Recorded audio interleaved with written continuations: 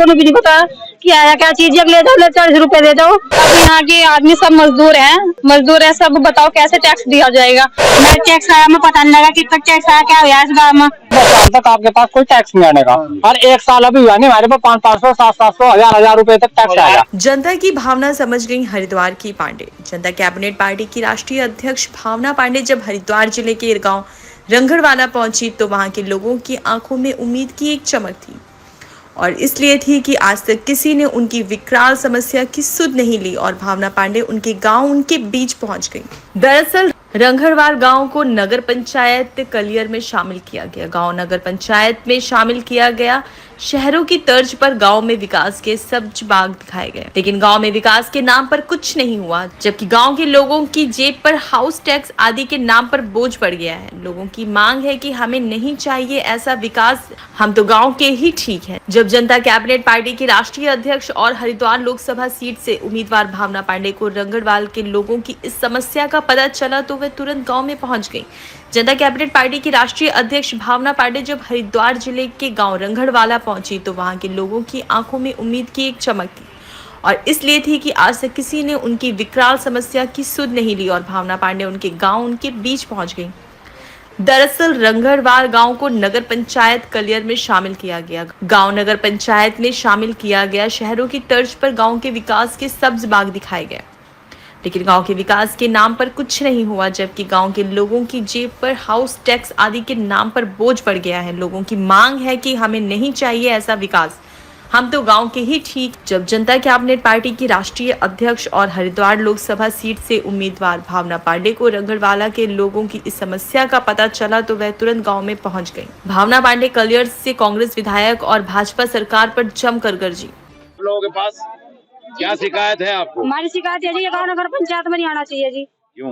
क्योंकि यहाँ पे कोई सीधा नहीं, धोखे से होया सारे काम करने लगे। 10 साल के बाद मिलेगा टैक्स, दिया तब आकर गेट जा जिन्होंने 2 दिन में ही, और उन पर रोड तो भी नहीं पता कि आया क्या चीज है, ले जाओ 40 रुपए दे दो। पैसे भी ले रहे नहीं, पहले 40 रुपए ले रहे उस लेटर के जी। मतलब रसीदें जो कटवाई गई आप लोगों को, कुछ पता भी नहीं किस चीज के बारे में। वो तो घर वाले शाम को आए, उन्होंने दिखाया, उन्होंने बताया तो टैक्स। तो मतलब आप लोगों से बिना बताए रसीदें कटवा ली गई? रसीद तो कटवाने में थोड़ा बता टैक्स के लिए जी 40 रुपए ले रही जी उसके में, रसीद के भी जी जानकारी दी नहीं जा रही, जानकारी देनी जा रही जी। और हम बताओ।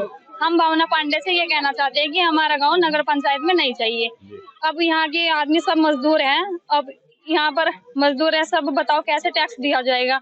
कोई घर का टैक्स भी चाहिए और बिल का टैक्स भी, पानी का टैक्स, अब कैसे कैसे टैक्स दिया जाए जी। यही कहना साधन है नहीं आप लोगों के पास? हाँ, कमाई का कोई साधन नहीं है, मजदूर है, बताओ बच्चों का भविष्य बनाए या किसका भविष्य बनाए। ठीक क्या नहीं रही जी, मैं क्या धोखा यार, मैं टैक्स आया, मैं पता नहीं लगा कितना टैक्स आया, क्या हुआ इस गाँव में जी। हमें से बिल्कुल जब आप लोगों ने रसीद कटवाई थी उस समय आप लोगों के साथ कोई नहीं था पढ़ा लिखा? जी ना जी, हम तो पढ़ा, मैं पता ही नहीं क्या हुआ। घर परिवार के और लोग? जी ना, हम ही थे बस। आप लोगों ने रसीद कटवा ली? हाँ, और पैसे लिए उन्होंने, धोखे से कटी? हम इसी विषय में मदन कोशी के पास भी गए थे, उन्होंने मुझे आश्वासन दिया कि 10 साल तक आपके पास कोई टैक्स नहीं आने का, और 1 साल अभी हुआ नहीं, हमारे पास 500, 700, 1000 रुपए तक टैक्स आएगा। और डेवलपमेंट की बात कर रहे, चलो आप मेरे साथ थोड़ा फोटो ले लो।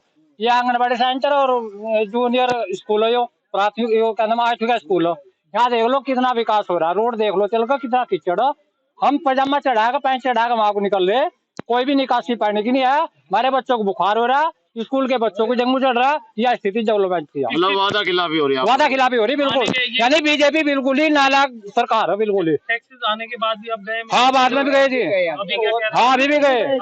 उन्होंने एक आए तो होगा बस, अब जा रिकॉर्ड में चढ़ गया अपनी एसपी हो, अब उन्होंने कहा को जो है नगर पंचायत में जोड़ दिया गया है। इनकी मांग ये है कि हटाकर दोबारा ग्राम पंचायत में जोड़ा जाए, क्योंकि टैक्स देने के पैसे नहीं है। क्या कहना चाहेंगी, कितनी क्या जबरदस्ती हो रही है लोगों? देखिए, मैं पिछले हफ्ते से लगातार मुझे फ़ोन कर रहे हैं, और एक तो फेसबुक से मेरे नंबर और दूसरा होर्डिंग से नंबर, और ये जनता है, ये मेरी जनता है, तो इनकी समस्या सुनना के लिए मैं आई हूँ।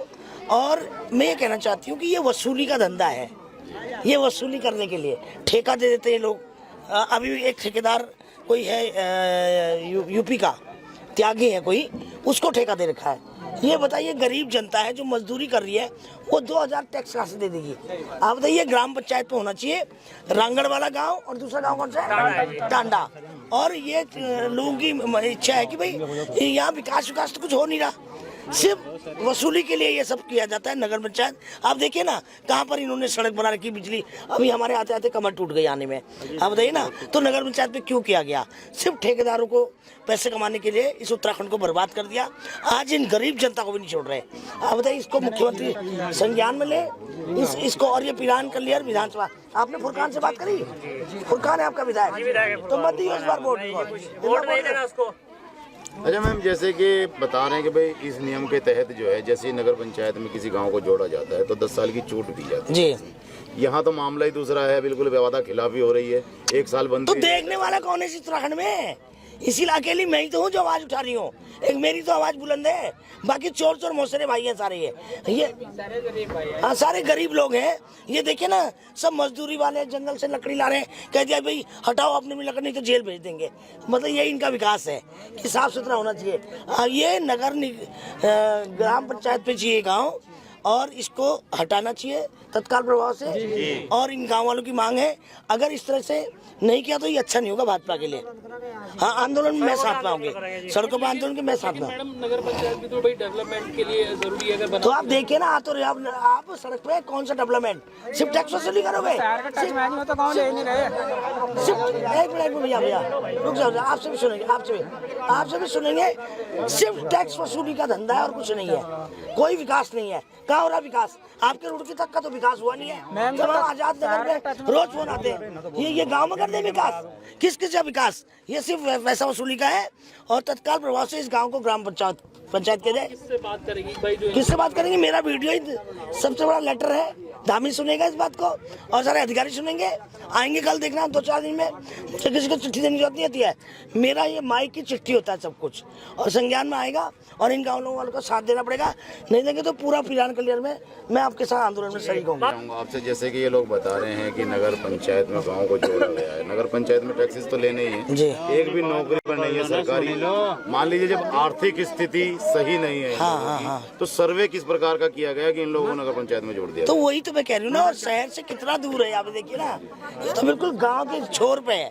और दूसरी बात, मैं ये कहना चाह रही हूँ कि सबसे बड़ी दिक्कत यहाँ पर क्या है कि यहाँ पर अधिकारी करते हैं काम, नेताओं को कोई मतलब नहीं है। देखिए, यहाँ कांग्रेस का विधायक है, सरकार पिछले 6 साल से बीजेपी की चल रही है, तो सब गुंडा राज है। और वैसे भी 10 साल जैसे कहा गया कि 10 साल तक टैक्स वसूली नहीं करेंगे। 1 साल में सबके घरों पर टैक्स आ गए, ऐसी झांसा दे रहे हैं। तो ये गलत है, क्योंकि जनता की आवाज कोई नहीं है यहाँ पर। अभी थोड़े दिन बाद घर घर मोदी करेंगे ये लोग। राशन में फिर किसको वोट दोगे? वोट के टाइम पर सब ये मोदी जी को वोट देते हैं। क्यों? क्योंकि इनके एजेंट दलाल जो ये वसूली कर रहे हैं ना, यही सब एजेंट दलाल घर घर जाके घुस के इनको हिप्नोटाइज करते हैं। तो इस बार जनता को सोचना होगा, इनके खाए में नहीं, इनको एक बुलंद आवाज चाहिए इस उत्तराखंड के लिए, जो इनकी आवाज पे 1 मिनट पे खड़ी हो, जैसे मैं इनके टेलीफोन पे खड़ी हुई।